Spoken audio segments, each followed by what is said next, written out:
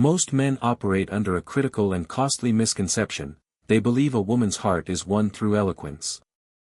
They are convinced that lengthy speeches, meticulous explanations, and a constant stream of verbal reassurance are the master keys to securing loyalty and respect. They pour their energy into crafting the perfect argument, the most heartfelt plea, thinking that if they can just find the right combination of words, it will change her mind or solidify her love.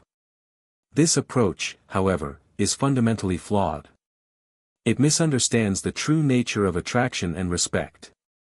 The truth is, a woman's respect for you is not built by the words you say, but by the strength you demonstrate in the moments you choose not to speak.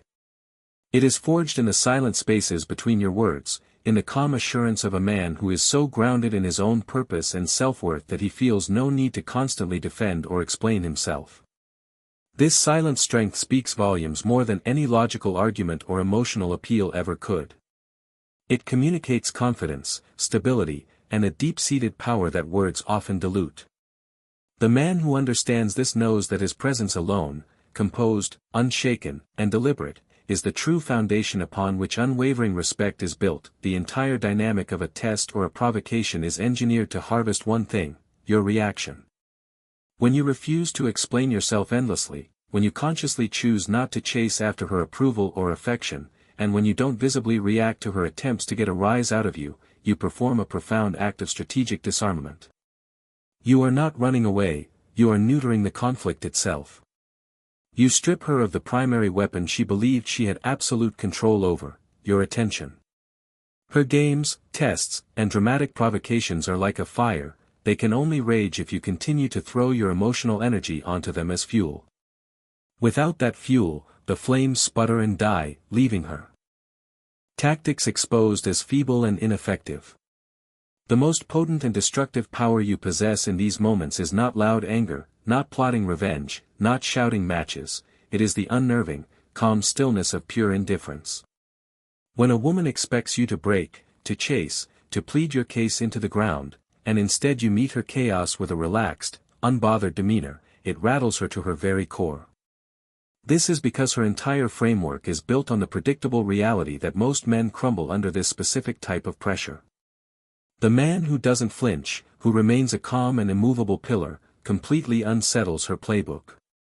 You destroy her entire strategy not by fighting it, but by simply, and utterly, refusing to play the game at all. Silence operates on a frequency that lies entirely outside the realm of manipulation. It is a language that women cannot control, twist, or weaponize against you. Consider the alternatives. If you yell, she can isolate your words and use them as evidence of your instability. If you launch into a detailed explanation, she can pick apart your logic, find inconsistencies, and use them to further the argument. If you chase her after she withdraws, she can mock your desperation and use it to validate her own ego. But silence? Silence is an impenetrable shield. It offers no handle for her to grab, no thread for her to pull. It leaves her utterly alone with herself, stranded in a void she was not prepared to occupy. This forced isolation is where the real power lies. It compels her to sit in the uncomfortable stillness and confront the reality of her own actions, her own emotions, and her own reflection. That is the one place she often desperately tries to avoid, being alone with the unvarnished truth. Therefore, silence performs a dual function. It acts as your ultimate protection, and simultaneously, it becomes her greatest exposé. In the complete absence of your emotional energy, she is forced to sit directly in the center of the chaos she tried to create.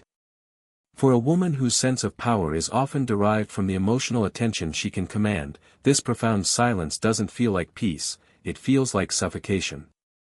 You destroy a woman's illusions not by trying to prove her wrong with a lecture, but by refusing to prove yourself at all. It is crucial to understand that this strategic silence is not an act of ignorance or petulant withdrawal.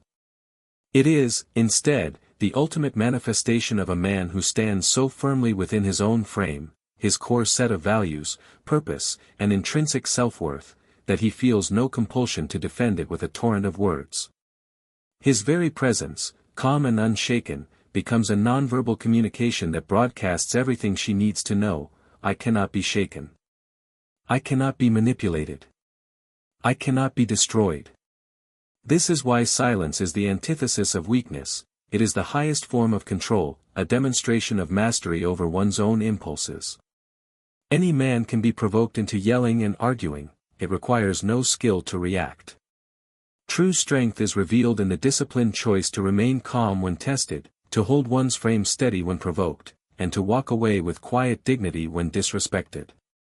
In this way, silence functions as the purest and most unambiguous boundary. When you consciously stop speaking, disengage, and pull back your attention, you are issuing a powerful, unassailable statement: this behavior does not deserve my energy. This is a boundary she cannot argue against, debate, or manipulate. Words can be twisted and intentions misconstrued, but silence is an immutable judgment. It is a verdict that cannot be appealed. It simply is, and in its stark simplicity, it exposes the futility of her attempts to draw you into a conflict, forcing her to either respect the new terms of engagement or be left standing alone, her provocations echoing pointlessly in the space you once occupied. A critical element most men fail to grasp is the potent psychological principle at play: strategic silence does not create an empty space, it creates a vacuum, and nature, especially human nature, abhors a vacuum. When you consciously go silent, when you cease explaining your position, and when you abruptly stop feeding her ego with the steady supply of reactions she expects, you are not merely being quiet. You are engineering a void. This void is deeply unsettling, and a human being, particularly a woman accustomed to directing the emotional rhythm of a relationship, cannot tolerate this emptiness for long. Left with nothing from you, she is instinctively forced to fill that void herself, and she will do so with the only tool at her immediate disposal: her own imagination. This is where the strategy becomes profoundly powerful. Her imagination, fueled by uncertainty and a sudden lack of control, will always conjure scenarios far more tormenting and consequential than any argument you could have ever verbalized. She will begin to obsess over what you are truly thinking, why your validation has suddenly vanished, and why her usual tactics are failing to elicit a response. This excruciating uncertainty is more destructive to her frame than any lecture because it systematically exposes her ultimate lack of control over you. She may crave certainty and seek to establish it through emotional dominance, but when you surgically remove your reaction, you yank away her ability to anchor herself in your energy. In that deafening silence, devoid of your input, her mind has no choice but to turn inward, and it begins to consume itself from the inside out. This process also generates an irresistible aura of mystery. The less you emotionally reveal, the more she is forced to guess, and the more power you inherently hold. This dynamic initiates a crucial and irreversible shift in power. In any argument or tense exchange, a universal law often applies: the person who speaks the most, who explains, justifies, and defends the longest, is usually the one who holds the least real power. They are negotiating from a position of weakness, seeking validation and understanding from the other party. But the man who can listen calmly to provocation and then consciously choose not to respond, communicates a far more profound and unspoken truth: I do not need to defend myself because your opinion does not define my reality. This silent assertion cuts deeper than any retaliatory insult because it demonstrates that her perspective holds no sway over your self-worth. This newfound ambiguity destroys her entire strategy, which is predicated on her ability to influence your emotional state. Furthermore, this silence systematically dismantles female entitlement. Many women operate under the assumption that they are owed your attention and emotional energy regardless of their behavior. They believe they can disrespect you and still expect you to explain yourself, or test you and still anticipate your pursuit. Your strategic silence shatters this illusion.